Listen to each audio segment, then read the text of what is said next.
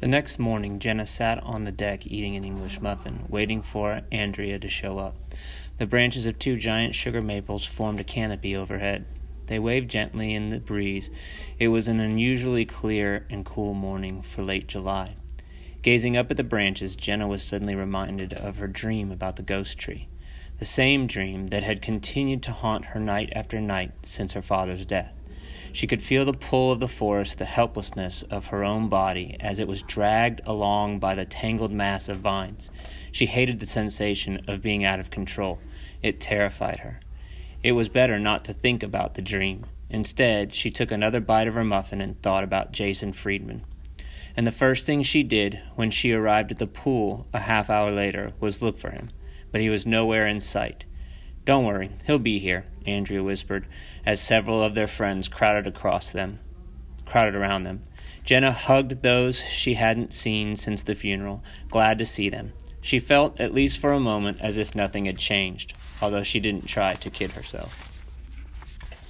Then she unfolded her beach towel and sat down. She had just begun to smear suntan lotion on her arms when she saw Jason coming toward her. He seemed to have gotten taller since she'd last seen him, and a little thinner. But he still had the same impish face, though his usual grin was absent at the moment. He sat down on the grass next to her and put his arm around her shoulder, then let it drop. The half-hug was awkward, as if he wasn't sure it was the right thing to do. "I'm really sorry about what happened to your dad," he said. "I just found out this morning. We didn't get home till late last night. I called your house a little while ago, but nobody answered. I guess you'd already left." Jenna only nodded. She couldn't seem to speak. "Geez, I feel rotten." He reached for her hand. "I should have been here with you." Something odd was happening. Her heart was racing furiously, and not in the way it used to when she was near Jason. This was entirely different. The pounding was so intense it filled her ears and blocked out all other sounds. When she still didn't say anything, Jason put his hand on her shoulder, tilting his head so that he could look directly into her face. "I feel like I've really let you down. I'm sorry." Jenna shook her head, trying to reassure him. "It's okay. You couldn't have known."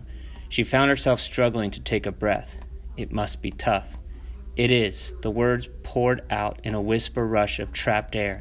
Jenna gasped, then took a deep breath. Andrea, who had been listening to every word, leaned forward and tapped her arm. "Are you okay?" "It's the heat," Jenna said. She stood up and nodded toward the water. "I'm going in." Out of the corner of her eye, she saw Andrea and Jason exchange concerned looks. She sat down on the edge of the pool and let her feet dangle in the cool water, hoping neither Andrea nor Jason would follow her. She closed her eyes and took deep swallows of air. With each breath, the smell of chlorine stung her nose. When she opened her eyes, she thought she caught one of the lifeguards on the other side of the pool watching her, although it was difficult to tell since he was wearing sunglasses. Something about him seemed familiar. "You sure you're okay?" Jenna felt a hand on her shoulder as Andrea sat down beside her. "I'm sure. It's the heat, that's all." Jenna was still studying the lifeguard. "He's cute, isn't he?" Andrea said. "Who?" "The lifeguard you're staring at." "I wasn't staring at him." "Well, I wouldn't blame you if you were." Jenna turned to her friend. Andrea was kicking at the water with her feet and watching the lifeguard. She hadn't shown any interest in anyone since Tony Coletti had broken up with her 4 months ago, and Jenna had begun to think her friend had sworn off boys permanently. It was good to see Andrea interested in someone again. "Who is he? Do you know?" "His name is Michael Mackenzie. He's going to be a senior, and he's a jock, a big track star at school. He sounds a little too good to be true. What's the catch?" Andrea slid into the pool and rested her arms on the edge. "Well, there is this one tiny problem." "Which is?" "He's got a girlfriend." She tilted her head back in the direction of a group of kids playing cards beneath the nearby tree. "She's the one with the long red hair. Her name is Darcy Kelly."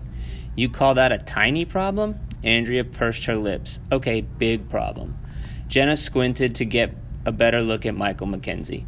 His lips and nose were covered with white ointment, and the metallic glint of his sunglasses completely hid his eyes. He probably hadn't been watching her at all before, she thought. She'd only imagined it. He was just doing his job, keeping a sharp eye on all the swimmers. Still, there was something about him. When she got home that afternoon, Jenna made her daily call to Chief Zielinski. She'd been doing this for 2 weeks now, sometimes calling twice a day, hoping for information. But this time, he wasn't in when she called. Disappointed, she left a message, then headed up to her room to work out the math problems. She had just started on the first equation when Jason called. "Can I see you tonight?" he asked. Jenna, silent, held the cordless phone a few inches away from her face and stared at it. Something was terribly wrong. Her hand was shaking so badly that the phone had been tapping the side of her head. "Jen?" She put the phone as close to her ear as she dared. Her heart was racing so fast she couldn't catch her breath. It was happening again, just as it had at the pool earlier, only this was worse. "What?" She barely managed to get the word out. Is this a bad time? I mean, do you want me to call you back later?" She tried to remember what her drama teacher at school had taught her about controlling stage fright, because that was what this felt like, only 10 times more severe. And she couldn't, for the life of her, imagine what was causing it. "Breathe," she told herself. "Long, deep breaths. Focus." "Hey, you still there?" Jason was beginning to sound alarmed. "Yes, sorry." "Breathe, Jen, breathe. Tonight? Is that okay? I mean, that's all I thought about the whole time I was in Maine, seeing you." Jenna walked over to the window, concentrating on her breathing the entire time. Outside, the late afternoon sun bathed in the front of the church across the street in a soft glow. That was when she saw the boy mounting the steps of the church and taking his place in front of the door. This was the earliest she'd ever seen him there. Then, for the first time, she realized he was staring over at her house. A slight shiver ran along her spine. "I wanted to ask you at the pool," Jason was saying, "but we didn't get much of a chance to be alone." "Tonight's fine," she told him, because she could think of no reason not to see him. 7? Maybe we can watch a movie at the mall." She shifted the phone to her other hand and wiped her sweaty palm on her shorts. All the while, she continued to focus on her breathing. "Okay, well, then, see you."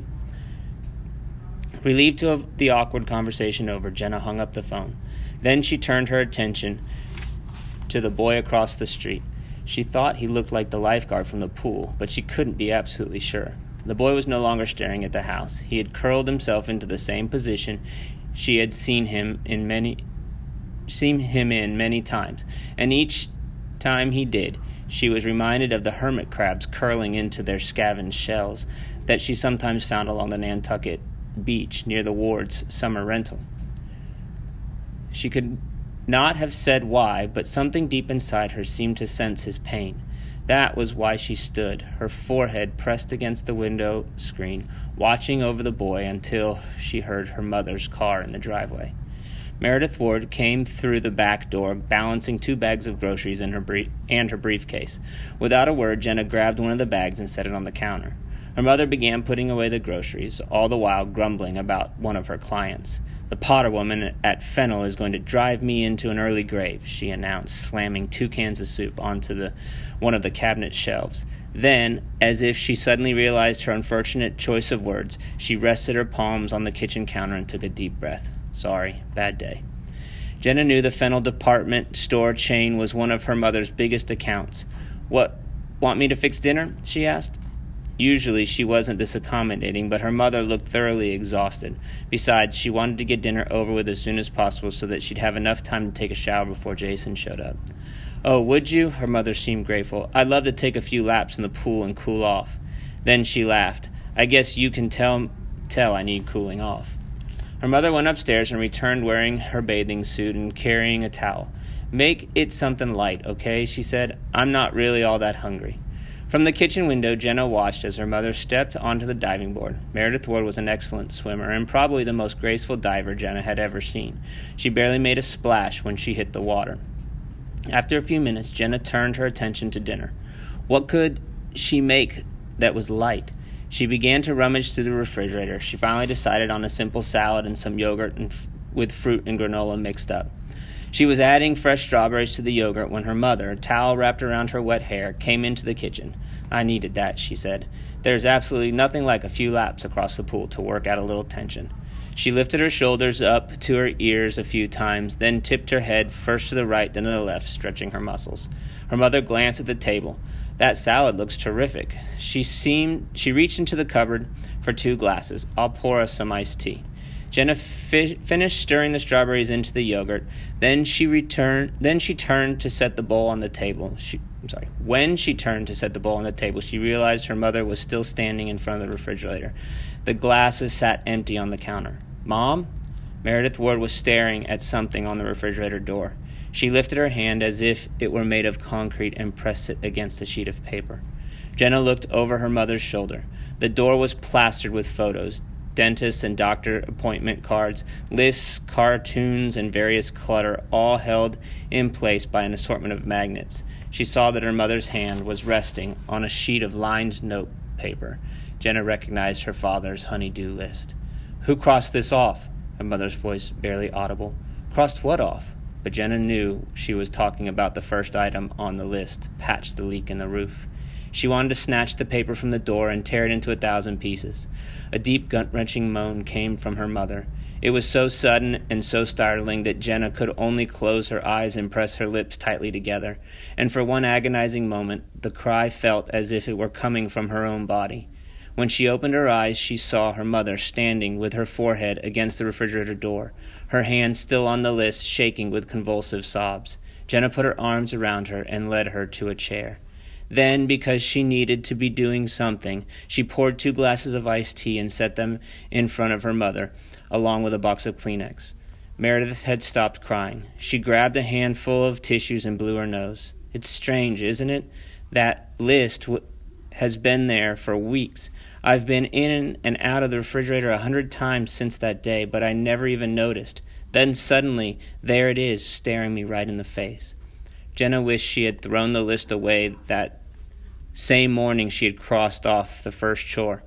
"I'll clean off the fridge for you, okay? There's a lot of old junk stuck up there." "Sometimes things just catch me off guard." Her mother wiped her eyes with a wad of tissues. "The other day I was rummaging in the medicine cabinet for Visine. I hate going around with my eyes all red, and there was this stuff that was supposed to make his hair grow. He was so worried about losing his hair. I just stood there holding that bottle, and suddenly I burst into tears." Jenna shifted uneasily in her chair. "I guess that phone call this afternoon set me off," her mother said. "What phone call?" Her mother didn't answer. Instead, she reached for another handful of tissues. Then she picked up her glass of iced tea, lifted it in the direction of the sliding glass door that led to the deck, and said, "Let's go outside for a while, okay? We need to talk." Jenna glanced at the clock. It was 5:30. There would still be time to eat and take a shower before Jason came. But something in the way her mother had said, "We need to talk," had put her on guard. In the days before her father's death, that usually meant Jenna was in some kind of trouble. Still, her instincts told her this was far more serious. So she followed her mother onto the deck and sat across from her.